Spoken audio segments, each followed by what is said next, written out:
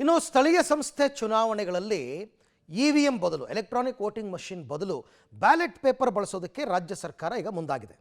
ಇದನ್ನು ರಾಜ್ಯ ಚುನಾವಣಾ ಆಯುಕ್ತ ಸಂಗ್ರೇಶಿ ಅವರು ಸ್ವಾಗತಿಸಿದ್ದಾರೆ. ಪಬ್ಲಿಕ್ ಟಿವಿ ಜೊತೆ ಮಾತನಾಡಿದ ಆಯುಕ್ತ ಸಂಗ್ರೇಶಿ, ಸರ್ಕಾರ ಏನು ಕಾನೂನು ರೂಪಿಸುತ್ತೆ ಅದರಂತೆ ನಾವು ನಡ್ಕೊಳ್ತೀವಿ. ಬ್ಯಾಲೆಟ್ನಿಂದ ಫಲಿತಾಂಶ ಸ್ವಲ್ಪ ತಡವಾಗಬಹುದು ಅಂತ ಹೇಳಿದ್ದಾರೆ. ಇನ್ನು ಈ ವಿಚಾರವನ್ನು ಸಿಎಂ ಸಿದ್ದರಾಮಯ್ಯ ಸಮರ್ಥಿಸಿಕೊಂಡಿದ್ದಾರೆ.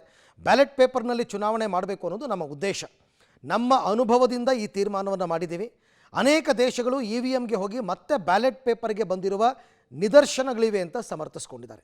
ಇನ್ನು ಸಚಿವ ಜಾರಕಿಹೊಳಿ ಪ್ರತಿಕ್ರಿಯಿಸಿ, ರಾಹುಲ್ ಗಾಂಧಿ ಮತಗಳ್ಳತನ ಆರೋಪಿಸಿದರು ಅಂತ ನಾವು ಮಾಡ್ತಿಲ್ಲ ಅಂತ ಹೇಳಿದ್ದಾರೆ. ಇತ್ತ ಬಿಜೆಪಿ ಇವಿಎಂ ಮತದಾನದ ಮೇಲೆ ಅಧಿಕಾರಕ್ಕೆ ಬಂದ ಸರ್ಕಾರ ವಿಸರ್ಜಿಸಿ ಹಾಗಾದರೆ ಬ್ಯಾಲೆಟ್ ಪೇಪರ್ ಮತದಾನದ ಮೂಲಕ ಗೆದ್ದು ಬರಲಿ ಕಾಂಗ್ರೆಸ್ ಅಂತ ಸವಾಲು ಹಾಕಿದ್ದಾರೆ. ಮಾಡಬೇಕು ಅಂತಕ್ಕಂಥದ್ದು ನಮ್ಮ ಉದ್ದೇಶ.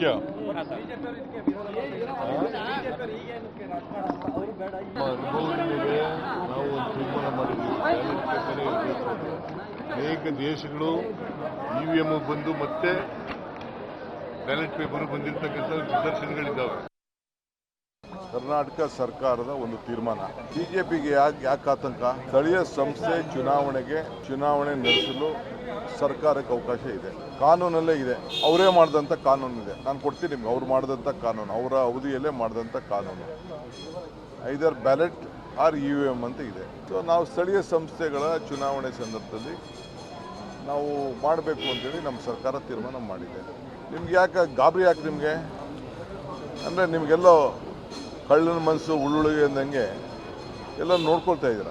ನಾವು ಬೇರೆ ಎಲ್ಲ ಇನ್ವೆಸ್ಟಿಗೇಷನ್ ಮಾಡಿದ್ವಿ, ಪಾರ್ಲಿಮೆಂಟ್ ಎಲೆಕ್ಷನ್ಸ್ ಎಲ್ಲ ಇನ್ವೆಸ್ಟಿಗೇಷನ್ ಮಾಡಿದ್ವಿ. ಈಗ ಅದ್ರ ಬಗ್ಗೆ ನಾವು ಚರ್ಚೆ ಮಾಡೋಕ್ಕೆ ಹೋಗೋದಿಲ್ಲ. ಇದು ಸ್ಥಳೀಯ ಸಂಸ್ಥೆ ಚುನಾವಣೆಗಳಿಗೆ ಇದನ್ನೀಗ ನಾವು ಸೊಸೈಟಿಗಳಿಗೆ ಮಾಡೋದಿಲ್ವೇ, ಆ ರೀತಿ ಮಾಡಬೇಕು ಅಂತ ಮಾಡಿದ್ವಿ. ಅದು ರಾಜ್ಯ ಸರ್ಕಾರದ ನಿರ್ಧಾರವನ್ನ ನಾವು ತೀವ್ರವಾಗಿ ಖಂಡಿಸ್ತೇವೆ. 2023ನೇ ಇಸ್ವಿ ಮೇನಲ್ಲಿ ಈ ಸರ್ಕಾರ ಆಡಳಿತಕ್ಕೆ ಬಂತು.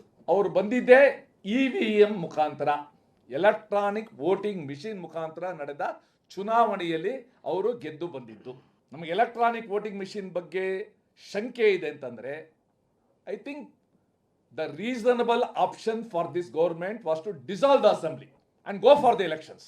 ನಾವು ಗೆದ್ದ ರಾಜ್ಯ ಸ್ಥಳೀಯ ಸಂಸ್ಥೆ ಚುನಾವಣೆಗಳನ್ನು ಇವಿಎಂ ಬದಲಿಗೆ ಬ್ಯಾಲೆಟ್ ಪೇಪರ್ಲಿ ಮಾಡಬೇಕು ಅನ್ನುವಂಥ ನಿರ್ಧಾರಕ್ಕೆ ಸಂಬಂಧಪಟ್ಟಂತೆ ನಿನ್ನೆ ಕ್ಯಾಬಿನೆಟ್ನಲ್ಲಿ ಸರ್ಕಾರ ಒಂದು ಡಿಸಿಷನ್ ಕೂಡ ಕೊಂಡಿದೆ. ಈ ಬಗ್ಗೆ ಮಾತಾಡಲಿಕ್ಕೆ ರಾಜ್ಯ ಚುನಾವಣಾ ಆಯುಕ್ತರಾಗಿರ್ತಕ್ಕಂಥ ಸಂಗ್ರೇಶ್ ಅವರು ನಮ್ಮ ಜೊತೆಗಿದ್ದಾರೆ. ಸರ್, ಮೊದಲನೇದಾಗಿ ಸರ್ಕಾರ ನಿನ್ನೆ ಕ್ಯಾಬಿನೆಟ್ನಲ್ಲಿ ತೆಗೆದುಕೊಂಡಿರುವಂತಹ ತೀರ್ಮಾನವನ್ನು ತಾವು ಚುನಾವಣಾ ಆಯುಕ್ತರಾಗಿ ಸ್ವಾಗತಿಸ್ತೀರಾ? ರಾಜ್ಯ ಚುನಾವಣಾ ಆಯೋಗದ ಆಯುಕ್ತನಾಗಿ ಮತ್ತು ಒಬ್ಬ ಮತದಾರನಾಗಿ ಕೂಡ ನಾನು ಈ ಮತಪತ್ರಗಳ ಮುಖಾಂತರ ಏನು ಪಂಚಾಯತ್ ಮತ್ತು ನಗರ ಸ್ಥಳೀಯ ಸಂಸ್ಥೆಗಳ ಚುನಾವಣೆಯನ್ನು ಮಾಡಬೇಕು ಅಂಥೇಳಿ ಏನು ರಾಜ್ಯ ಸರ್ಕಾರ ನಿರ್ಣಯ ತೆಗೆದುಕೊಂಡಿದೆಯೋ ಅದನ್ನು ನಾನು ಕೂಡ ಒಬ್ಬ ಮತದಾರನಾಗಿ ಸ್ವಾಗತಿಸ್ತೇನೆ. ಒಬ್ಬ ರಾಜ್ಯ ಚುನಾವಣಾ ಆಯೋಗದ ಆಯುಕ್ತರಾಗಿ ಏನು ಮಾಡ್ತೀವಿ?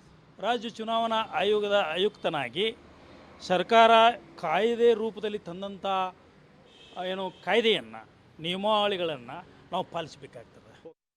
ಆಗಲಿ, ಅದು ಒಂದು ಪ್ರಯತ್ನ ಆಗೇ ಬಿಡಿ. ಸ್ಥಳೀಯ ಸಂಸ್ಥೆಗಳಲ್ಲಿ ಬ್ಯಾಲೆಟ್ ಪೇಪರ್ ಮುಖಾಂತರ ಮಾಡಿ ಯಾರು ಗೆಲ್ತಾರೆ ಏನು, ಇವಿಎಂ ಬಗ್ಗೆ ಸಾವಿರಾರು ಆರೋಪಗಳು ಮಾಡ್ತಾ ಇದ್ರು, ಇವ್ರ ಕೈಲಿ ಏನೂ ಪ್ರೂವ್ ಮಾಡೋಕ್ಕಾಗಿಲ್ಲ. ಈಗ ಬ್ಯಾಲೆಟ್ ಪೇಪರ್ ಮುಖಾಂತರನೇ ಮಾಡಲಿ, ಮುಂದೇನು ಎತ್ತ ಅಂತಕ್ಕಂಥದ್ದು ಗೊತ್ತಾಗುತ್ತೆ. ಪ್ರಾಮಾಣಿಕವಾಗಿ ಚುನಾವಣೆಗಳು ನಡೆದರೆ ರಿಸಲ್ಟ್ ಹೇಗೆ ಬರುತ್ತೆ ಅಂತಕ್ಕಂಥದ್ದು ರಾಜ್ಯದ ಜನರಿಗೆ ಗೊತ್ತಾಗಬೇಕಲ್ಲ, ಗೊತ್ತಾಗಲಿ.